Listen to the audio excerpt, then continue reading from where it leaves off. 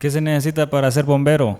Lo primero es estar loco y lo segundo es querer ayudar. Nosotros padecemos de algo que estamos locos todos porque cuando la gente va saliendo del fuego, nosotros vamos para el fuego.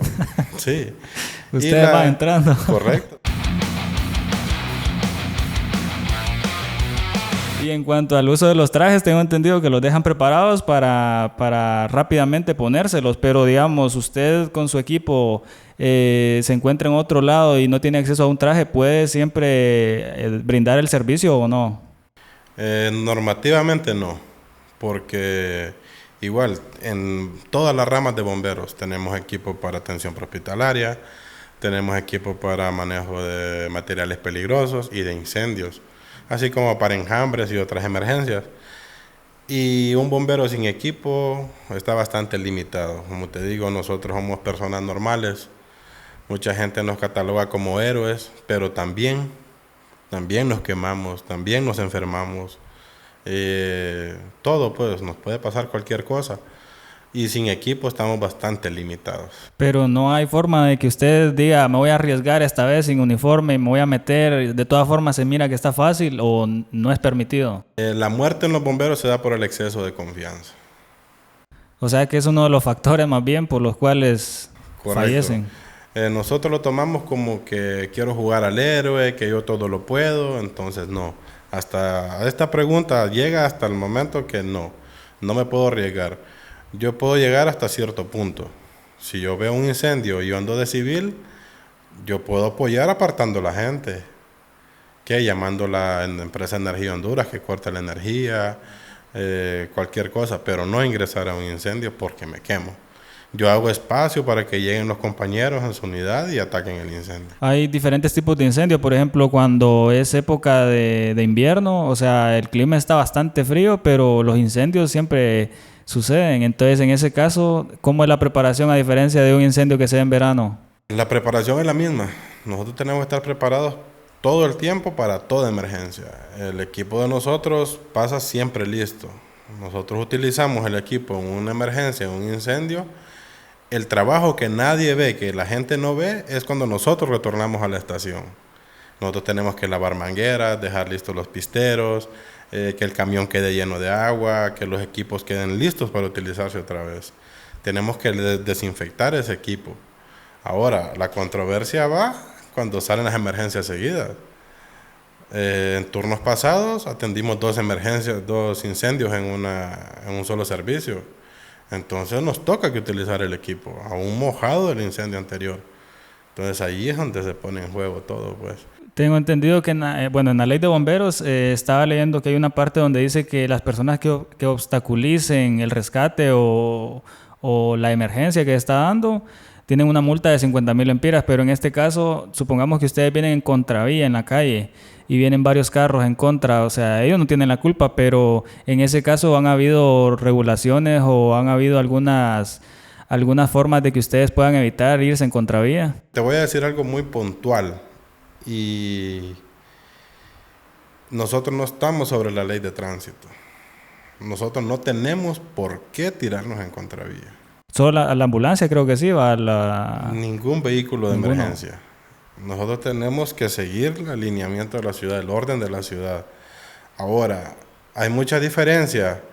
Si yo tirándome en contravía media cuadra tengo un paciente, el orden a seguir es que mi compañero se baje, que pasen los vehículos, obstaculizar el paso y yo llegar a la emergencia. No estamos sobre la ley de tránsito. No podemos pasar los semáforos en rojo. Nosotros llegamos al semáforo en rojo, observamos que no venga gente, le pitamos para que nos den paso y pasamos. Aunque haya algún incendio. Aunque haya algún incendio, o sea, nosotros vamos. O sea, no es que no vamos a pasar, pero sí tenemos que tener la precaución para no ocasionar un nuevo accidente. También no sé si la forma de cómo nos hemos educado en cuanto al sistema vial también influye, porque si van ustedes en la vía correcta pero los carros no se apuran, también se han dado casos, ¿verdad? A diario se dan. Te digo como motorista de primera salida en incendios, tal vez por las calles, pongamos un ejemplo, en la calle Real Centenario, vas para un incendio, aunque usted se quiera quitar, ¿cómo se va a quitar? tiene carro enfrente y hay carro estacionado. ¿Para dónde se va a hacer? Y eso de los carros estacionados también influyen bastante en la vuelta porque los camiones son grandes. Es correcto, nosotros siempre tenemos ese cuidado porque hay vehículos que se estacionan bien en las esquinas y nosotros como vulgarmente le decimos el colazo.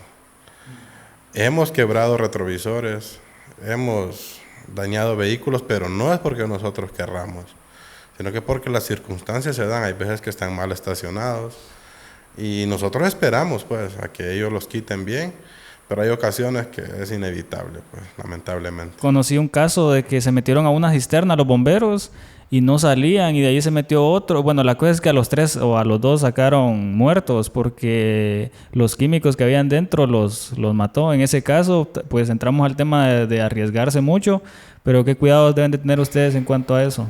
Pues en base a la experiencia que tuvieron los compañeros y un oficial que falleció en Ocotepeque, en esa labor que ellos estaban haciendo, pues nosotros cuidamos mucho el monóxido. Ya los motores a combustión. En todas las tiendas, nosotros a veces que miramos que se va la energía eléctrica y encienden un aparato, una planta, como le decimos nosotros, adentro del establecimiento y no, o tiene que estar ventilado porque el monóxido es la manera más bonita de morir, porque solo te da sueño. Solo te da sueño. Se duerme y no vuelve a despertar. Entonces fue lo que sucedió con los compañeros, lastimosamente, pues Dios en gloria los tenga. A veces el exceso de confianza nos mata.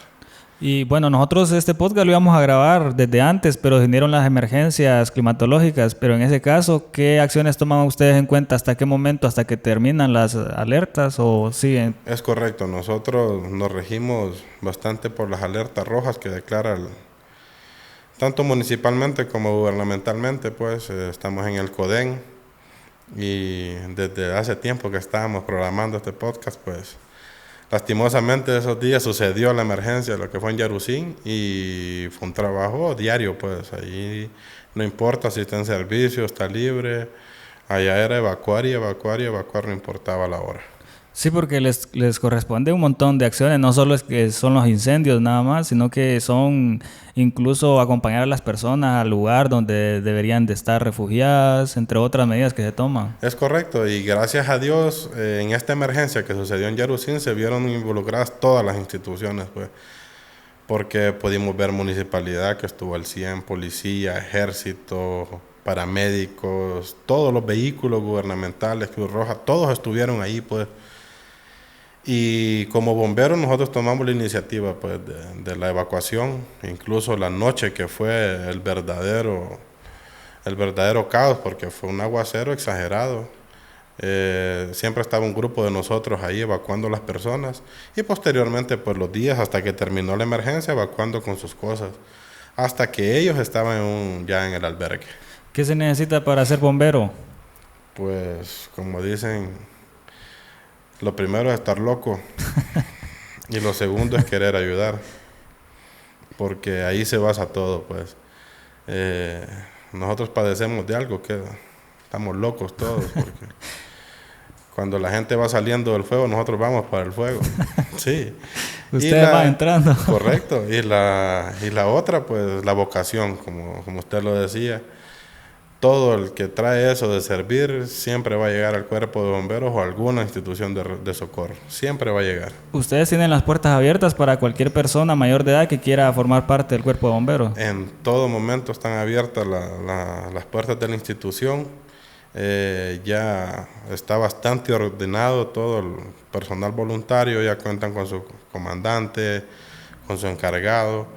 Al igual, las puertas de la institución están abiertas 24 horas para toda la población y para todas las personas que quieran formar parte de las filas de nosotros. Yo este podcast lo quería ir a grabar a la estación. Yo creo que si es posible en algún momento ir a grabarles un spot o algo, un documental. Claro, ¿sí? Claro que sí, cualquier día que usted quiera llegar. Eso le comentaba a un compañero.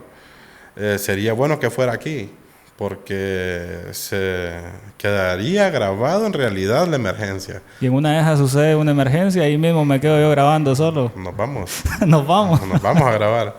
en el camión. Correcto. Estaba viendo también que, bueno, en la parte de los camiones es bien difícil el acceso por los cableados y todo eso. ¿Existe alguna forma de que ustedes pudieran solicitar algún cambio en la ciudad, por ejemplo, no solamente en el tema vial, sino también en los accesos a diferentes calles? Porque me imagino que si hay alguna calle donde ustedes no pueden pasar, se las complica a doble.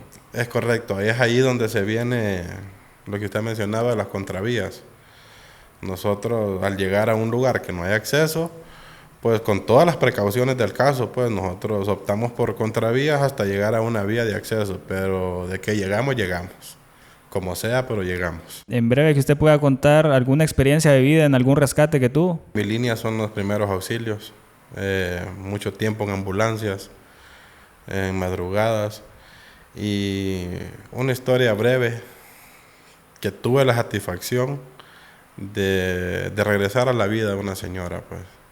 En el transcurso de la ambulancia al hospital, me presenta paro, realizamos maniobras de RCP y gracias a Dios le entregamos vivo al Hospital de Occidente y la señora ahí anda caminando felizmente en la calle. ¿Y eso usted se lo aplicó todo, lo de RCP, toda la atención? Correcto, ahí abarca que uno solo se arregla ahí en la ambulancia, uno solo.